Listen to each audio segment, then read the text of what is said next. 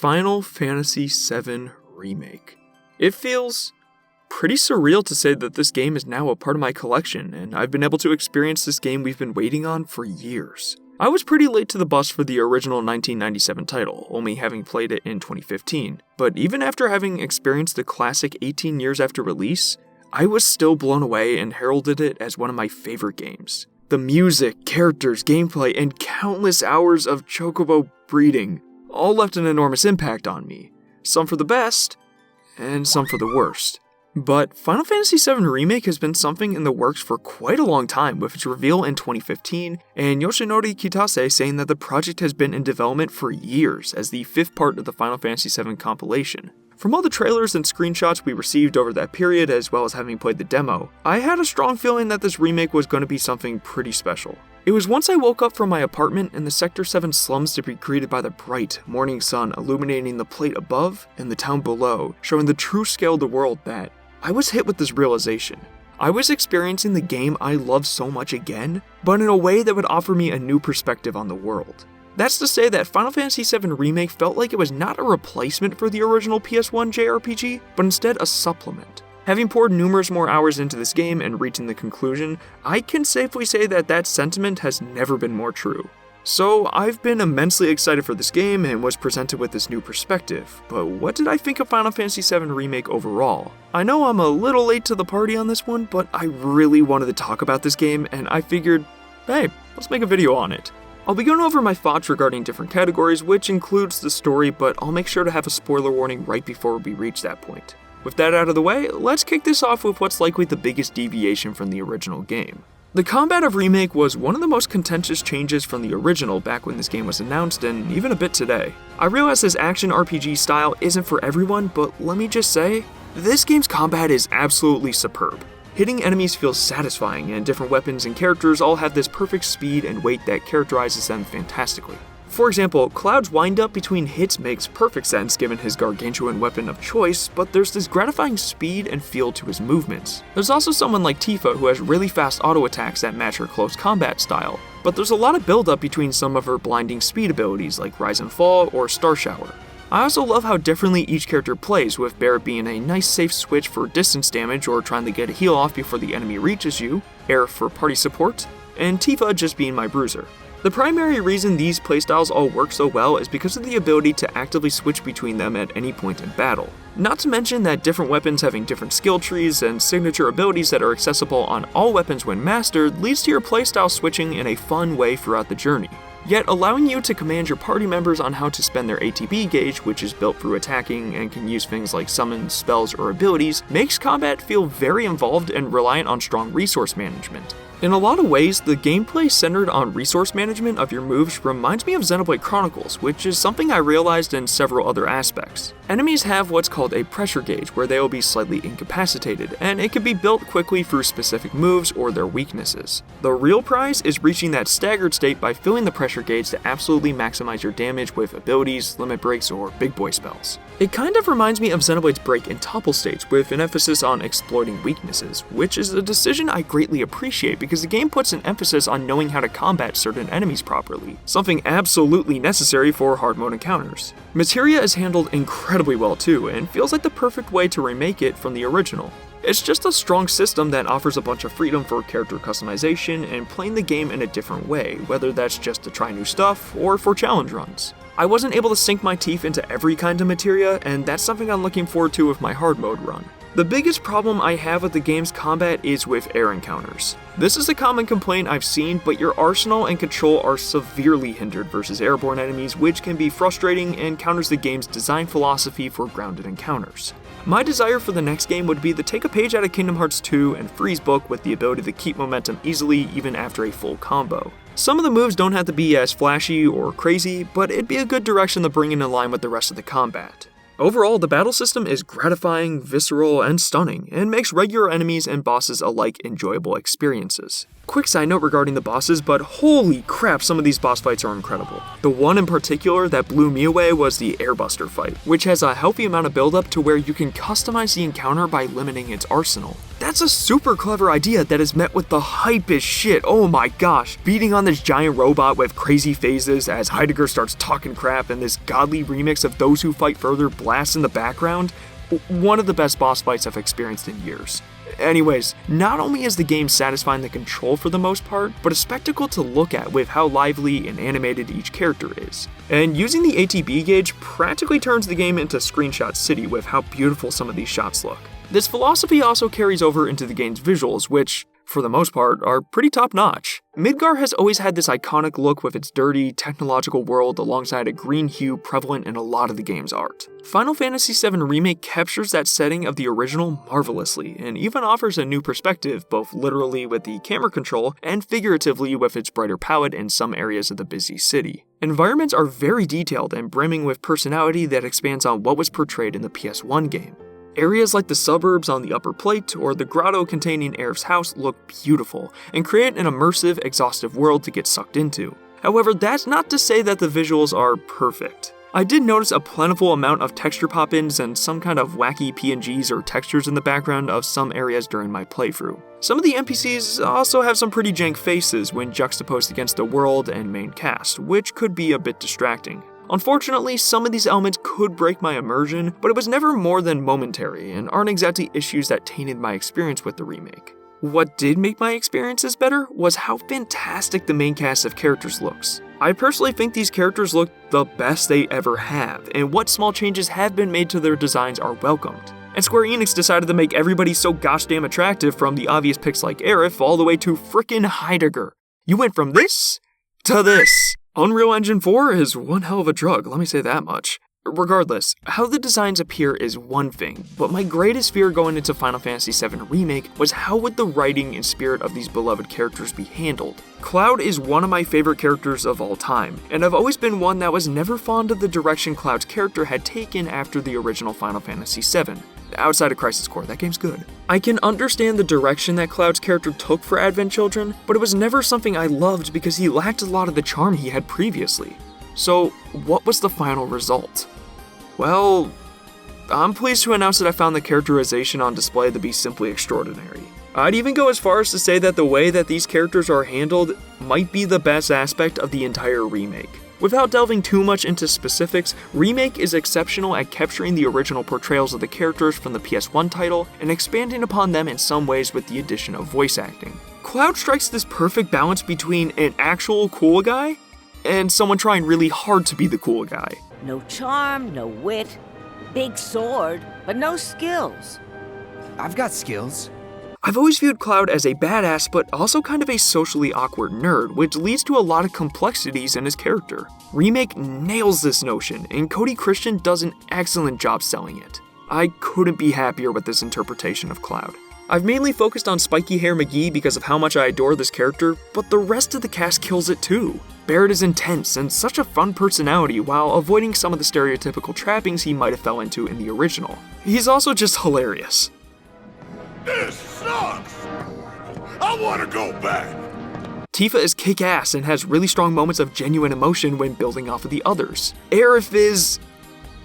yeah, I love her. The list goes on, but hell, even the characters with little development like Jessie, Wedge, and Heidegger seem to get more love. Jessie is definitely the fan favorite due to the flirt meter being cranked to 11, but she's fun and has a charming side arc. Even a lot of the new characters are pretty fun too, with Andrea Rodea being my personal favorite, mainly just because the whole Wall Market section is amazing. It's so good. Individually, these character arcs are wonderful, but it's when they're together that they're at their best. I've always regarded Xenoblade Chronicles and Final Fantasy VII as the two games where I saw the main parties as a family and could picture them hanging out past the events of the main game. Remake manages to capture that feeling with how these characters interact. I think Barrett and Cloud's relationship is a big one, as they start off at each other's throats and eventually start valuing each other. Plus, they are just two dumb idiots together, and they made for probably my favorite part of the whole game. I think the biggest testament to how well these characters are done was when Aerith and Cloud first met after the Sector 1 reactor was blown up. When Aerith showed up and they started talking, I honestly teared up a bit. It just hit me. if you're looking for some characters to become attached to, Remake is probably for you. Now, there are some great moments of character building between the game's large set pieces. The train graveyard is a cute addition, and Cloud and Aerith's conversation on the short trail before the hand minigame puzzle. Alright, this has been a very common complaint and something that should be addressed. I love the decision of the developers to give the player additional awesome things to do, like the wall market hijinks or giving more insight into a character that remains true to their personality for small conversations. That's why I like heart-to-hearts in Xenoblade or codec calls in Metal Gear. However, Remake has some sections that I feel satisfy either one or neither of these requirements, such as the collapsed expressway and Hojo's lab. These aren't the only examples, but two that really stuck out as feeling longer to me than they probably should have, and messing with the game's pacing. On paper, I could see them as cool concepts, with both helping to flesh out a character relationship and an antagonist respectively, but the level design and actions that you are doing are repetitive and not very enjoyable. If you peel back the amazing appearances and aesthetics, these struggles in level design are pretty widespread across Final Fantasy VII Remake's environments. I wouldn't call any of them absolutely terrible, but a handful did feel pretty uninspired.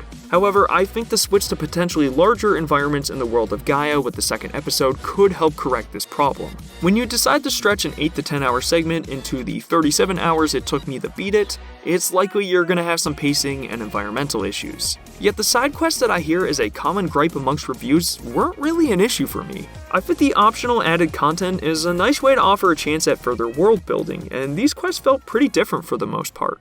Alright, so I just covered a large part of the aspects that people find the most controversial, so let's talk about one that everybody seems to unanimously agree on, and something I love to rant on in numerous games: the music. Holy f***, this soundtrack is incredible. From soft, heartwarming melodies to bombastic metal pieces, this song selection has you covered. Two questions I consider when it comes to a soundtrack are, do the songs effectively immerse the player into the world, and how does it help bolster what the characters are doing on screen? Also, does it sound good, but that's kind of a given. The answer to all three questions is a resounding yes. Tunes like Midnight Rendezvous and Bombing Mission really sucked me into the moment, and hype ones like Airbuster and Catastrophe sold me on the stakes. Most songs seem to be returning from the original game and are treated with so much respect. There's one song in particular people seem to be pretty disappointed by since it lacks some of the bizarrety of its original incarnation. And then Phase 3 rolls around and everybody loses their mind. There's a heavy spackling of motifs peppered throughout the soundtrack too that help to sell character relationships for those that might be more privy to the rest of the Final Fantasy VII world and story, which is a nice touch. Even beyond the returnees, the new additions are outstanding and feel right at home within the universe.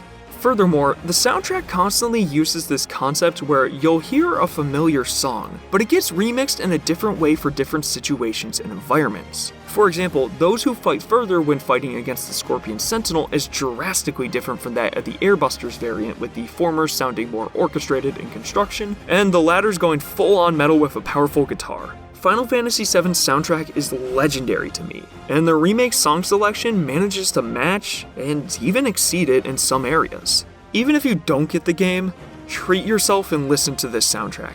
You will not regret it. Alright, I've managed to cover as much as I could without any big spoilers, but we're gonna move into Spoiler Central with the story, so if you'd like to avoid them, then I'd suggest skipping to this timestamp for my final thoughts. Okay, story time. Final Fantasy VII Remake's narrative follows the journey of Cloud and company very similarly to that of the original Midgar segment. I would say about 80% or even more of that narrative remains intact with additional segments sprinkled in to extend the game's runtime. That core story is quite good, with the evil corporation of Shinra's threat being illustrated well and the characters of Cloud, Barret, and Tifa all developed as they struggle to combat them. I would say that the original segment of Midgar was all about establishing the world and what the story is going to build up to, so less about the twists and such, and I feel that that holds true here as well. Moments like Barret's breakdown following the destruction of Sector 7 or Cloud reacting to a flash of Aerith's death are so well constructed and tug at the heartstrings because of how well presented these characters are. A lot of these moments are very faithful as well. I would say the major changes become extremely evident with Cloud's return to the Sector 7 slums. Unlike the original, he is no longer selected as a member of the next bombing mission. However, this all works out because of the Fates, or plot ghosts, which have a knack for doing this often.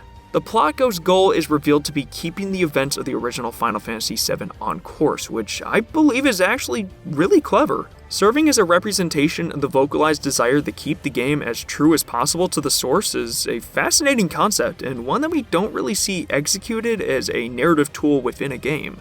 Yet the problem is that plot ghosts are direct. They're very in your face throughout the game, and sometimes their execution is a bit troublesome, like when they prevent Hojo from spilling the beans about Cloud never being in Soldier. I don't think this line was in the original, and I also don't think it should be here, since that revelation in Disc 2 is one of the best moments in the entire story. It just felt a little too blunt and unnecessary when this idea could have been teased or maybe performed a lot more subtly. There's also Sephiroth's many appearances which have stirred the pot. I love the ominous buildup of Sephiroth in the original, and showing him as well as fighting him here is certainly going to change that. Impaling a snake isn't going to seem that crazy when the man Octoslashed through my team and summoned Meteor. I do think the appearances could have been cut down a bit, but this change in his appearance through Midgar I'm okay with because of the concept that dictates his appearance. This is very likely to be Advent Children's Sephiroth, as indicated by a lot of voice lines, the Black Wing, and other factors. Once you understand that, it's like this connection goes off in your head, and I find that awesome to find some shock value still. What all of this essentially boils down to is the last hour of the game that has been criticized heavily, where the plot ghosts have been defeated and the possibilities from here on out are endless. This means Aerith could live. She could also die and we just are getting completely pranked here, but also Zack is alive! I completely understand and feel for those that wanted this game to be a direct remake of the story. I also feel for new players that jumped in expecting this to be a recreation of a game they've heard so much about. But honestly, I loved this ending and conceptual direction. I could go into a remake excited to see areas and set pieces recreated. But what's more thrilling is the notion that I need to stay on my toes because there could be changes to the formula from here on out. We're still likely going to Gold Saucer, Corel, and other places, and maybe some of the major story beats won't change there, but some of the details around that could be different. This new direction is a huge gamble, and who knows, it may be one that might not work out. But given what they managed to accomplish with this first episode, I have extremely high hopes in this project. Is every change a positive? Not at all, but the decision to stay mostly true to the source material while keeping some shocking moments for veteran fans, I find very admirable. Final Fantasy VII Remake had high expectations from the fanbase, and for some, didn't meet those lofty requests. For me, this game was pure bliss. Playing for the demo gave me hope that they would capture the magic of the original, and for the most part, I think they did.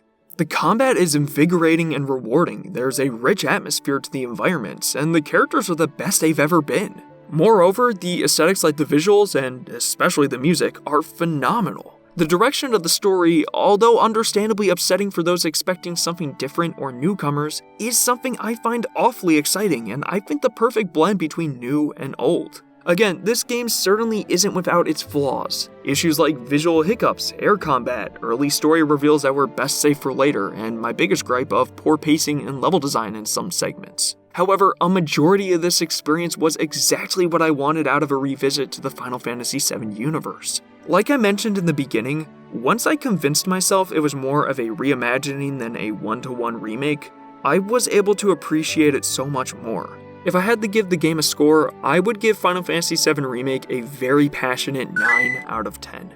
This is probably the most fun I've had with a single-player experience since Xenoblade Chronicles 2 back in 2017. I've only beaten this game on normal, so I can't wait to return back to the game in the future and clear through hard mode and maybe go for the platinum. I have to kill time before the second episode drops in 2057 anyway, so might as well. So what were your guys' thoughts on Final Fantasy VII Remake?